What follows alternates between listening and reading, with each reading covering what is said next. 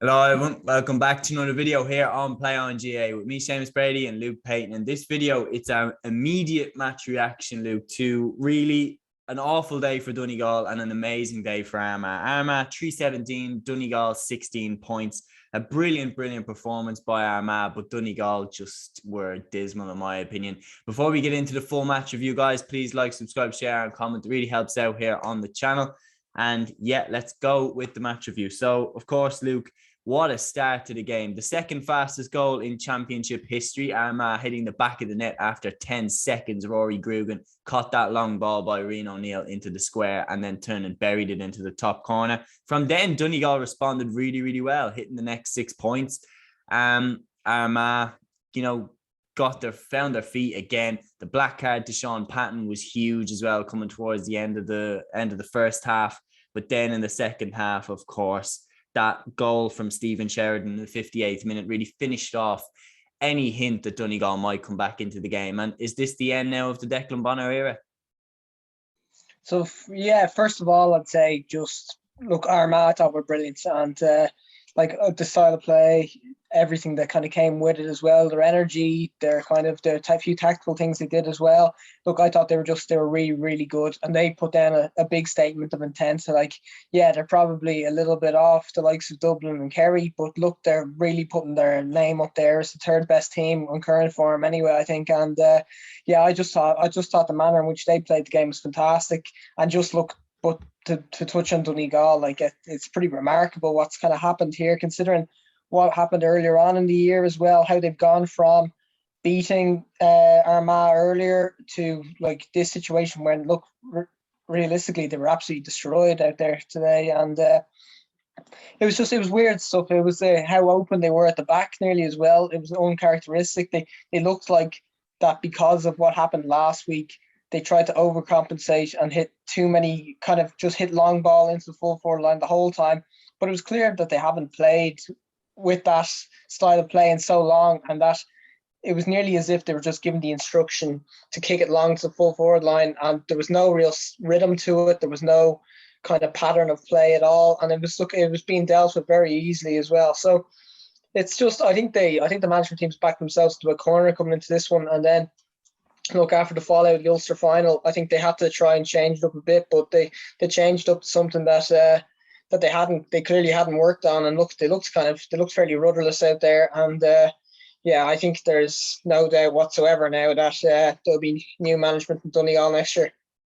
Yeah, I agree. And I think the key things that stood out to me from their performance was they don't help themselves. I mean, they were very impressive in the first 10 minutes. After the goal, I mentioned that by the 10th minute, then they were 6 points to a goal up.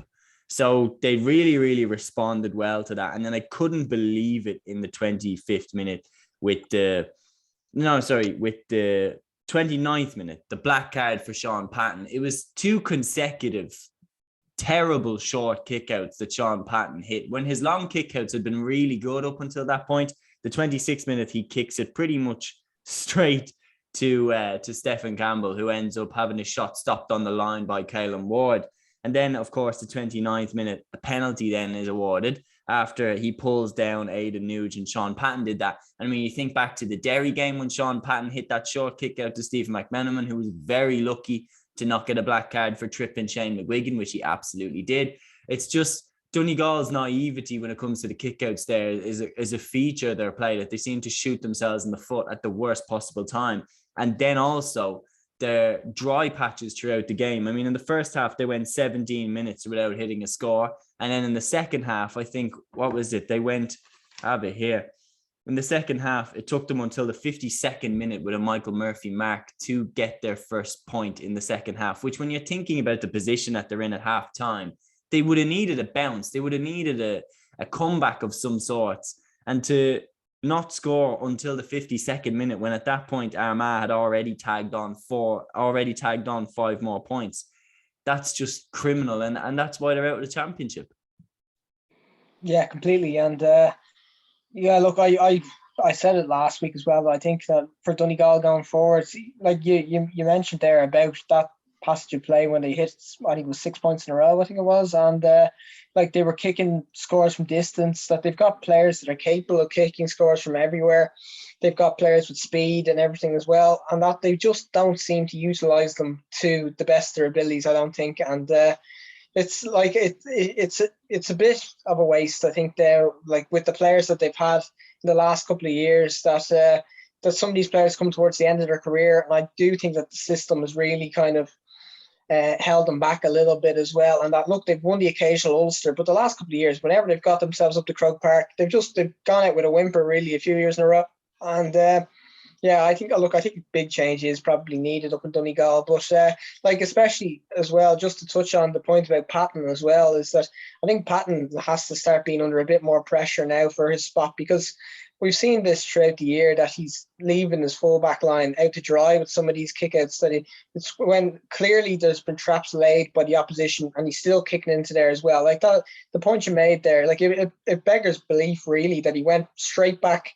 That it was literally the next kick out after being absolutely blessed that Stephen Campbell didn't score, that he went back and did the exact same thing again. Like it was staggering stuff really. And like the thing with Patton is he's got an amazing long kick out, but the whole rest of his game is probably below standard really. And that when it comes to the actual goalkeeping side of it as well, he's made a few mistakes, and the short kickouts have been a disaster. So like I think, look, he's a player that showed a huge amount of promise when he broke onto the scene. Like everyone was amazed by him and everything as well, but he really needs to start knuckling down, because look, it was really kind of two awful kind of mistakes that were probably a big factor in turning the tide, I think, towards Armagh, and helping Armagh stretch out the lead at half time. Like all of a sudden that it became beyond the game, and then the black card came from as well, all tracing back to those decisions that he made on the kick out. So yeah, look, that was a big factor too. Yeah, without doubt. I mean, we've spoke pretty much since the start now about Donegal's mistakes, but really now I'm going to come to you for this bit. Now, who do you think stood out for Armagh on the flip side? What do you think Armagh did so well this time to also help turn over what was a big defeat that they took in the Ulster Championship not that long ago? What did they do right this time? Yeah, well, like I think they mixed up really well. Like that ability to play long and then to play through the hands at different times depending on what's needed. The runners from deep and everything as well.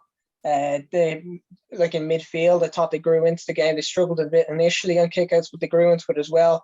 Like, and look, I think it was just really refreshing to get to see. Look, that was Rian O'Neill, like at the peak of his powers, and that a game where he didn't have fellas swinging out of him the whole time, and he actually had the freedom to actually play his game, and without somebody kind of just hanging out of him the whole time and trying to rile him up, and that he had freedom to play. And geez, it was an absolute exhibition really from him. And look, I think the thing with him is that even if an opposition is going to man mark him, that's taking their best man marker out of the game, and it frees up the other players. But if you leave him one-on-one with just one of your regular kind of defenders, look, he's going to go to town on you, and he's going to kick a few scores like he did today and just be involved in everything. So yeah, look, I thought particularly he was really, really good. And I really enjoyed kind of how often they wanted to kick to the full forward line, the long direct ball that teams are so afraid to kind of even try in case they lose the ball.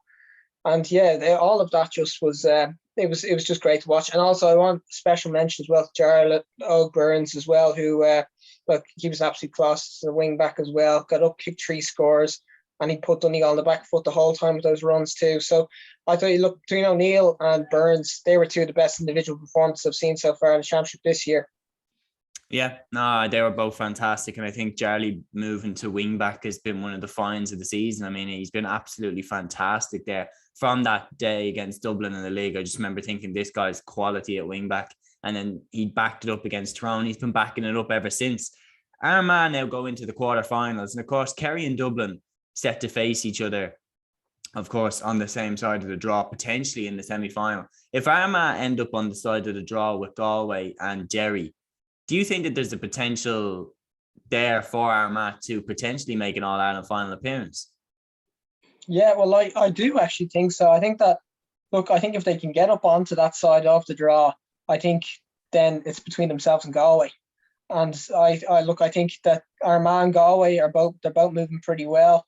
They're both playing good style football. So like I wouldn't mind seeing them play each other in an All-Ireland semi-final. So yeah, look, I wouldn't. I think there's a good enough chance that could happen. I think obviously, look, Derry are moving well too, but I'd probably be going with Armagh and Galway as the next favourites after Dublin Kerry. It's very hard to choose between Galway and Armagh at the moment. Just look based on the provincials, I suppose you probably have to go Galway 3, but I'd be going Armagh number 4. And you know what?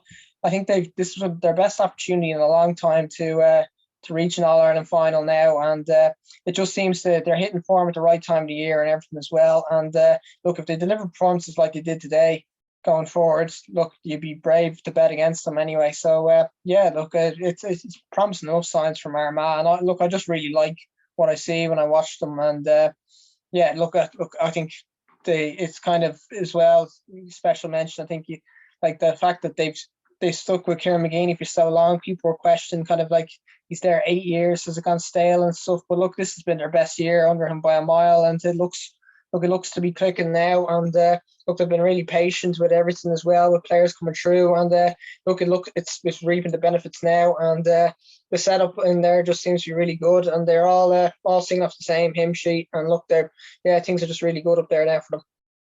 Yeah, no, I think they're moving fantastic, and to see that after the defeat to Donegal, they maintained the belief, maintained the kind of harmony in the camp, and then go and beat Tyrone and Donegal back to back in the qualifiers. You can't ignore that. That's fantastic. So yeah, I'm putting them down as an outside shot for the All-Ireland. I really think that, having seen last season Kerry's ability to, just drop the ball in a one-off game and potentially be cut open at the back, having seen how Armagh did beat Dublin and Croke Park in the league, I think that they can potentially on a given day take both those sides, and they will only need to beat one of them sides if they do get to the final. So I wouldn't put them down as my favourites, but I definitely think they have what it takes to get it done, especially beating Tyrone and Donegal to boot. But one thing is that it will be absolutely fascinating to see how it goes. That's the match review here on Play On GAA. Guys, keep an eye out for all the other content here across the channel. And until the next one, take care.